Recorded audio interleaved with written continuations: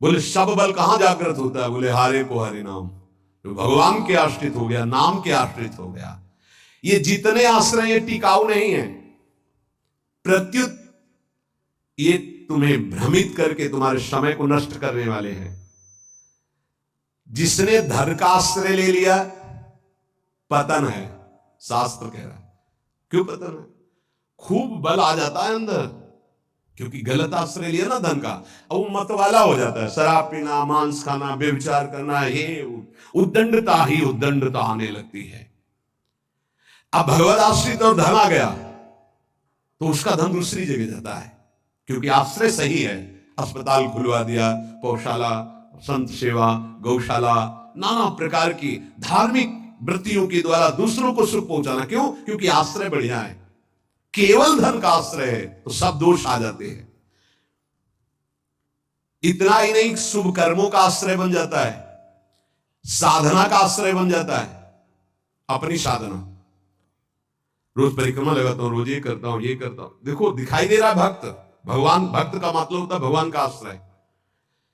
अब वो ये जो सत साधनाएं हैं, असत नहीं है, पर इनका जो आश्रय हो गया उस डायरेक्ट भगवान के आश्रय से। अब हमारी टांगे मजबूत हैं तो हम परिक्रमा लगा रहे हैं, कल टांग टूट गई तो आश्रय भगवान का, उनके आश्रय से भगवत प्राप्ति होगी, कोई इनके आश्रय से थोड़ी। लेकिन अगर वो आश्रय लिया है तो फिर लगेगा हमसे कोई साधना नहीं हो रही, आप असंतुष्ट हो जाएंगे। एकमात्र भगवान का आश्रय। तभी कह रहे बिगड़ी जन्म आने की अब ही सुधरे, आज अभी इसी क्षण सुधार हो जाएगा, अभी इसी क्षण बात बन जाएगी। अनेक जन्मों की बिगड़ी क्या? आश्रय केवल प्रभु का, मामुपाश्रिता। भगवत प्राप्ति की साधना का भी आश्रय नहीं। ध्यान दो, ये बड़ा सूक्ष्म। आश्रय केवल प्रियालाल का। साधना बन रही बढ़िया, कल साधना ना बने, ऐसे रोग हो जाए, ऐसी शरीर की स्थिति हो जाए, ऐसी मना स्थिति हो जाए तो हमें भगवत प्राप्ति नहीं होगी क्या? होगी। बोले क्यों होगी? तुमसे कोई साधन तो बनता नहीं। बोले हमने साधन का आश्रय नहीं लिया, हमने तो प्रियाजू का आश्रय लिया। सर्वेषु साधन वरेषु चिरम निराशा। बात समझना, ये आंतरिक है, आध्यात्मिक। भरोसा केवल प्रभु का, आश्रय केवल प्रभु का, इसी से भगवत प्राप्ति होती है। पूर्व में जब प्रथम बोलना शुरू हुआ था मुरारी से, उनसे यही आश्रय तत्व पर केवल चर्चा होती थी। आश्रय को समझिए।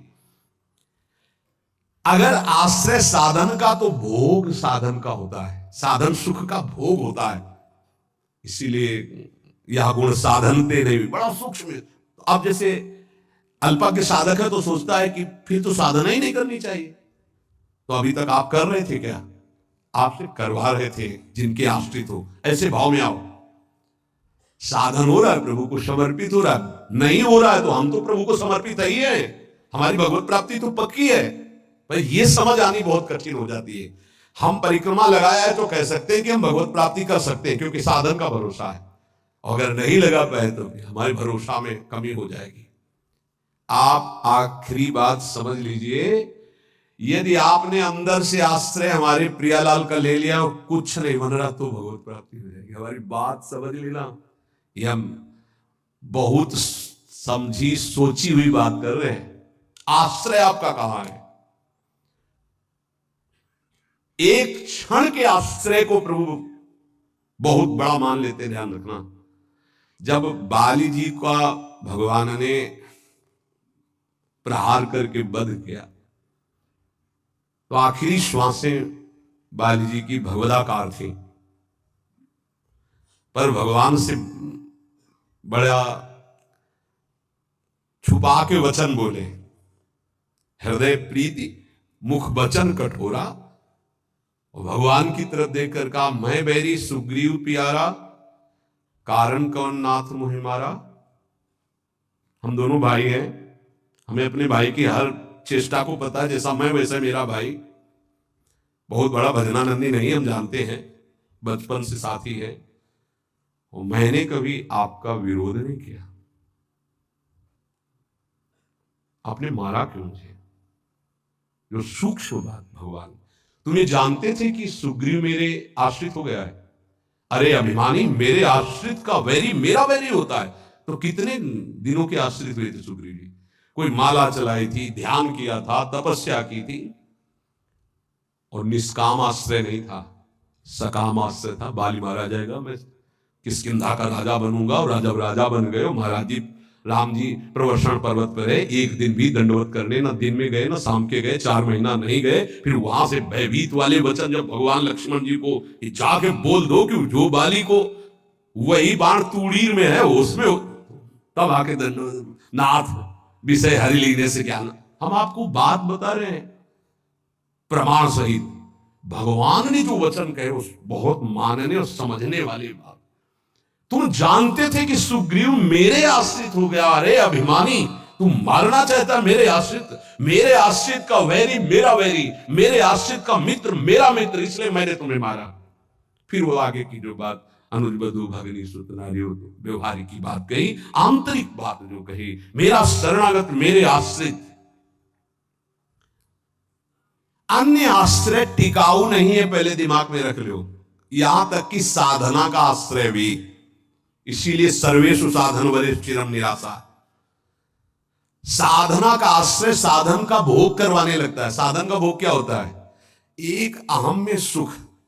दिन में 3 परिक्रमा लगाता हूं वृंदावन की, वो अहम में जो आश्रय बैठ गया साधना का, ये अहम भोग कर रहा है उसका। 3 लग गई तो कोई बात नहीं, 3 दिन नहीं लगी तो कोई बात नहीं, उन्हीं के तो आश्रित। मान लो कोई ऐसी शरीर की अव्यवस्था, प्रमाद नहीं होती, प्रमाद नहीं होता भक्तों में। आश्रय हमारा प्रभु का, जैसी उनकी रुचि हो वैसा चलावे। बहुत बढ़िया साधन बन गया तो हमें कोई हर्ष नहीं है, और कोई साधन नहीं हुआ तो हमें कोई शोक नहीं है। ये स्थिति समझना बड़ा कठिन है। जब तक उपासक भगवान के आश्रित नहीं होता, तब तक वो किसी न किसी पराधीनता को स्वीकार करता रहता है, और इसीलिए उसका दुख नहीं मिटता। अन्य आश्रय परिणाम दुख। ध्यान रखना, प्रभु के सिवा अन्य आश्रय बराबर दुख, प्रभु का आश्रय बराबर सुख। दुख की निशानी नहीं। संसार में प्रगट आश्रय भोगों का, शरीरों का, पदों का, धन का बड़ा आकर्षण है। स्त्री का आश्रय, पुत्र का आश्रय, मकान का आश्रय, बड़े बड़े आश्रय हैं अंदर। जब तक ये आकर्षण रहेगा तब तक भगवान में आकर्षण नहीं होता। और अंदर सब आकर्षण में वही कृष्ण का है। भगवान का आश्रय होते ही त्रिभुवन की प्रिय से प्रिय वस्तु से राग खत्म हो जाएगा। ये पहचान है, कोई प्रिय नहीं लगेगा। वही प्रिय लग रहे हैं, उनके सिवा वास्तविक आज भी किसी को कोई प्रिय नहीं लगता। अगर वो अंतर ध्यान हो जाए तो उस शरीर को फूंक दिया जाता है, जला दिया जाता है, गाड़ दिया जाता है। क्या ये प्रियता रही? प्रियता तो प्रभु से ही थी। देखो, प्रगट में देखने वाले की दृष्टि में और वर्तमान की स्थिति में बड़ा अंतर हो सकता है। ऐसा नहीं है कि आप जो दृश्य देख रहे हो वो दृश्य वैसा ही हो, आपकी देखने की क्या शैली है। एक बार यही बात अकबर से जब कहा बीरबल ने कि देखी हुई बात गलत हो सकती है, अपना चिंतन जैसा होता है वैसे ही दृश्य दिखाई देता है, उसको भी समझना चाहिए, ना कि जो हमें दिखाई दे रहा वही सत्य है। ऐसा कैसे हो सकता है? जब हम देख रहे हैं तो सत्य क्यों नहीं हो? तो उनका कभी ऐसा आपके सामने प्रश्न आवे तो बताना, फिर हम आपको उत्तर देंगे। एक दिन जो बादशाह की सैया लगाता था, उसके मन में आया कि जीवन व्यतीत होता जा रहा है फूलों की सैया लगाते हुए बादशाह के लिए, तो क्या और 5 मिनट लेट के देखते बादशाह थोड़ी आ जाएगा इस समय। लेटा तो सोचा इनका जो चद्दर है इतना सुगंधित और मुलायम, जरा डाला और आंख मूंद के 5 मिनट आनंद लेते, सो गया। भैया कहां चारपाई में सोने वाला, कहां बादशाह की सैया में। और दरबार में उनको विलंब था, तो जो उनकी पत्नी थी वो वहां गई। आज महाराज बिना कुछ खाए पिए बात किए, हमें लगता कोई सीरियस मैटर रहा होगा, थकित होकर के सो गए। पार्श्व में वो सो गए। बादशाह आया तो देखा मेरी सैया में कोई पुरुष और हमारी पत्नी। तलवार खींची तो कहा, उसने कहा था बीरबल ने कि दृश्य झूठा हो सकता है। उसको बुला के कहते हैं दृश्य कहां से झूठा हो सकता है, मैं सत्य देख रहा हूं। बुलाया और कहा कि तुम कहते थे दृश्य झूठा हो सकता है, देखने वाले की क्षमता के अनुसार दृश्य दिखाई दे। मैं देख रहा हूं मेरी पत्नी किसी गैर पुरुष के साथ पड़ी हुई, ये झूठा है? बोले महाराज झूठा भी हो सकता है, झूठा ही है, मैं ऐसा नहीं कहता, लेकिन झूठा भी हो सकता है। अब कौन पुरुष है हमें तो पता नहीं, लेकिन आप 2 मिनट खंभे की आड़ में रुकिए। रानी को जी, बोले आप किसके साथ सो रहे? बोले महाराज के साथ। बात नहीं की? बोले नहीं, थके थे, सो रहे थे, इसलिए जगह नहीं, पार्श्व में सो गए। ठीक है, आप जाइए, हम महाराज को जगा खिला रहे हैं क्योंकि भोजन नहीं पाया, इनको पकाना है। हाँ ठीक है। पर्दा हटाया तो वो फूल भी चले। हाँ, वो तो घबरा रहा था एकदम। तो उनका मालिक जान बचा लो, मुझे ऐसा ऐसा आया इसलिए। नहीं तो किसके साथ? बोले हमारे साथ तो कोई नहीं था। बादशाह पर्दे की आड़ में सुन ले, वो चुपचाप भाग जा, अगर बादशाह जान गए तो मार भगा। बोले सरकार देखा, दोनों निर्दोष थे, यदि आप मारते तो दोनों की हत्या आप कर सकते थे, लेकिन दोनों निर्दोष थे। हमारी दृष्टि प्राकृतिक दृश्यों का फाइनल नहीं कर सकती, फिर सच्चिदानंद का कैसे? तो हमें अपनी दृष्टि सुधारने, वीत राग, जिनका राग बीत गया है, अर्थात परम वैराग्यवान, भगवत लीला का रसास्वादन, इसलिए परम वैराग्यवान परमहंस शिरोमणि सुखदेव जी को श्रीमद् भागवत कथन का अधिकारी श्री भगवान व्यास देव जी ने जान करके भागवत दी। जब कोई प्रभु से विमुख हो जाता है तो नाशवान पदार्थों में और शरीर में, ये नाशवान है, इसमें राग हो जाता है। अब ये राग उससे पापाचरण कराता रहता है, वो भगवान की लीलाओं को नहीं देख सकता। हमारा सच्चिदानंद प्रभु की प्राप्ति का पहले भूमिका समझ ले।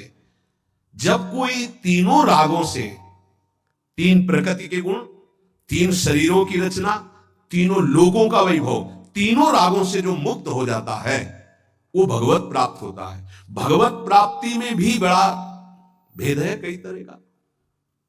भगवत प्राप्ति में भी जो रस सिद्ध महापुरुष है, वो गोपी भाव को, जो उनसे भी सहचरी भाव को, आपकी दशा का है देह भाव में हो। अब देह भाव से देखोगे तो क्या दिखाई देगा? जैसा चश्मा वैसे दिखाई देगा। इसलिए लीला का वास्तविक रहस्य कौन जानता है? बोले वीतराग। कौन वीतराग? बोले जो परमात्मा से विमुख है, उसका नाशवान प्रकृति के द्वारा रचे हुए वस्तु, व्यक्ति, स्थान, शरीरों में राग हो जाता है। वो राग जिसका नष्ट हो चुका है उसे कहते हैं वीतराग, परमहंस। ये राग कामना पैदा करता रहता है, रजोगुण से राग उत्पन्न होता है, और राग से अप्राप्त की प्राप्ति की चाह का नाम कामना है। मैं ये भोग लूं, जो सुना, जो पढ़ा, जो देखा, वो भोग लूं, प्रकृति का कामना कहते हैं। कामना जहां उत्पन्न होती है तो प्रिय पदार्थों का भोग भोगने से लोभ होता है, प्रिय पदार्थों के भोगने में बाधा पड़ने पर क्रोध होता है। भगवान कह रहे हैं कि वीतराग भय क्रोधो मनमया मामुपाश्रिता, जिसका राग नष्ट हो चुका है और जिसका क्रोध नष्ट हो चुका है, क्रोधी नहीं और भय नहीं है। भय, जब तक आप पापाचरण करेंगे तो बिना किसी भय के भी आपको भय लगता रहेगा। ध्यान रखना, हृदय में देख लेना। अगर भय लग रहा है आपको, अव्यक्त भय, कहीं ऐसा न हो जाए, कहीं ऐसा, आपका मन मलिन है और आपने पापाचरण किए हैं, वो आपको भयभीत करते रहेंगे। जो भगवत शरणागत निर्मल हृदय वाला होता है उसके अंदर निर्भयता आती है, निर्भय, निश्चिंत, निशोक। भगवान कह रहे हैं जो राग रहित है और भय रहित है। भय एक ही जगह आता है। अज्ञान जनित नाशवान शरीरों में राग, भोगों में राग, जिससे पापाचरण, तो ये शरीर ना नष्ट हो जाए इस बात का भय बना रहता है, कहीं भोग सामग्री न छूट जाए इस बात का भय बना रहता है, और एक मन में अव्यक्त भय बना रहता है, वो पापाचरण का फल, वो एक कल्पनात्मक भय बना रहता है, भयावह, जिसे आजकल भाषा में डिप्रेशन कहते हैं। वो बेमतलब की बातें सोच सोच कर डरता रहेगा। लेकिन भजन, भगवद आश्रय, ये निर्भय करता है, भय नहीं रहता। जब हमारी कामनाओं की आपूर्ति होती है तो क्रोध आता है, लेकिन भक्त की अगर कहीं वो कामना वाला भी अभी है, आपूर्ति होती तो कृपा मनाता, बड़ी कृपा हुई, भले नहीं दिया, नहीं मेरा मन फंसा देता है। पूर्ति हो गई तो बहुत दुलार है, बड़ी प्रभु की दुलार वृत्ति है, वो प्रभु की तरफ ही देखता है, पूर्ति में भी अपूर्ति में। इसलिए ना वो तो लोभ से बन पाता है ना क्रोध से। वो तो महान पुरुष होते हैं जिनमें कोई कामना नहीं होती, लेकिन प्रायः कामना से ही भक्ति प्रारंभ होती है। जो हमारा अनिष्ट होने की आशंका बनी रहती है, ये अविद्या अज्ञान, नाशवान पदार्थ, नाशवान शरीर की प्रियता के कारण, तो भय क्रोध लोभ ममता, ये सबका मूल जो है कामना है, काम है। इसी से दोषों की उत्पत्ति होती है। जब तक ये काम है तब तक भगवान की लीलाओं को तुम कैसे जान सकते हो? कैसे जान सकते हो? जब तक तुम्हारे शरीर से काम क्रीड़ा होती है, तुम्हारे अंदर मन में कामनाएं प्रकट होती हैं, तब तक तुम भगवान के चरित्रों का रहस्य नहीं जान सकते। क्योंकि भगवान कह रहे मेरे जो चरित्रों को, मेरे कर्म को, जन्म को दिव्य जान जाता है, उसका पुनर्जन्म नहीं होता, तो कौन जान जाता है? तो बोले वीत राग भय क्रोधा, जिनका राग नष्ट हो चुका है, जो निर्भय हो चुके हैं, जिनके हृदय में क्रोध नहीं है। और भगवान कह रहे मनमया मामुपाश्रिता, मनमया जो मुझ में तल्लीन है, रात दिन नाम जप करे भगवत ध्यान में, मामुपाश्रिता मेरे ही आश्रित है, मेरा ही चिंतन, मेरा ही आश्रय, अंदर से किसी से कोई राग नहीं है, किसी भी भोग की भोगने की इच्छा नहीं है। उस इच्छा की जब वृत्ति नहीं तो क्रोध और लोभ की संभावना ही नहीं, और जब इच्छा ही नहीं तो पापाचरण नहीं, तो भय नहीं हो। भय केवल पापाचरण से होता है। निर्विकार हृदय कूटस्थ स्वामी थे, हिमालय में भ्रमण कर रहे थे, एक शेर की गर्जना हुई, घुर्राता हुआ सामने आया तो छड़ी लिए हुए थे पूज्य पादुड़िया बाबा का। ऐसे छड़ी लगा खड़े हो गए, बोले यार सुन, तेरा आहार अगर ये निश्चित हो चुका है तो तू गुर्रा मत इसे खा ले, अगर आहार नहीं निश्चित हुआ है तो तू जा। वो चला गया। कितने निर्भय कि सिंह के सामने भी एकदम ऐसे, क्यों? क्योंकि वीतराग है, शरीर से राग नष्ट हो चुका है। श्री भगवान कह रहे कि मामुपाश्रिता, देखो बहुत सुंदर बात कह रहे, ध्यान देना। अपने लोगों का स्वभाव है बिना आश्रय के जी नहीं सकते, किसी न किसी का आश्रय, शरीर का आश्रय, रुपये का आश्रय, विपरीत शरीर का आश्रय, पद का आश्रय, विविध भोगों का आश्रय, नशा आदि का आश्रय, बिना आश्रय की जी नहीं सकता। आप ये समझ लो, ऐसी मान्यता हो चुकी है। और आश्रय अगर ये सब छोड़ दे तो अमर हो जाए, उसको लगता है मैं मर जाऊंगा बिना इसके, वो अमर हो जाए। यही माया का भ्रम है। किसी न किसी का आश्रय लिए रहता है, कभी भी वो आश्रय टिकाऊ नहीं है। ध्यान देकर देखिए क्या टिकाऊ है? मनुष्य शरीर टिकाऊ है? नहीं। Bank balance? नहीं। कोई पदार्थ पदवी? नहीं। बहुत ध्यान देने योग्य बात है। परमात्मा के अंश तुम्हारे अंदर जो एक आश्रय लेने की वृत्ति प्रकट हुई है, प्रकृति से, यही बंधन है। और इस बंधन को तुम तभी छुड़ा सकते हो जब प्रकृति को जिसने रचा उसका आश्रय ले लो, परमात्मा का, प्रभु का। भगवान का अंश जब तक प्रकृति के कुछ भी आश्रय रखेगा तब तक वो भय क्रोध लोभ राग इनसे पिटता रहेगा, चिंता शोक नाना प्रकार की। वीत राग बहुत सुंदर बात है। लीला का निर्विकार स्वरूप अनुभव देखो। अगर गोपी प्रेम में तनिक भी कोई ऐसी बात होती तो परमहंस श्री सुखदेव जी, जो लौटकर अपने पिता का मुख नहीं देखा, जब पुकार रहे थे, माता को तो देखा ही नहीं, वो भला ऐसे विलास को कभी गा सकते थे? विचार कर। बृहस्पति शिष्य उद्धव वंदे नंद ब्रज श्री राम पादरेणु सा, अंतिम समय स्तव का गायन करते। भीष्म जी उस समय गोपी जनों का चिंतन करते, भगवान की उस लीला विलास का। क्या है ये गोपी प्रेम? कोई ऐसी रहस्यमयी प्रेम वृत्ति है जो बड़े बड़ों को समझ में आने वाली नहीं है। इसलिए गायन करें। गायन से आप रास पंचाध्यायी के फलिस्तुति को पढ़िए, उसमें लिखा है ये श्लोक, पुरा में याद नहीं, विक्रीडितम ब्रजवधू भिरदम च विष्णु, इस श्लोक में है कि जो श्री कृष्ण की इस रासलीला का जो गोपी जनों के साथ भगवान अद्भुत सुख वर्षा कर रहे हैं, इसका जो गायन करेगा, पाठ करेगा, वो हृदय रोग से रहित हो जाएगा। ये हृदय रोग को निर्मूल करने वाली लीला, अर्थात काम का सर्वनाश करके प्रेम प्रकाशित करने वाली।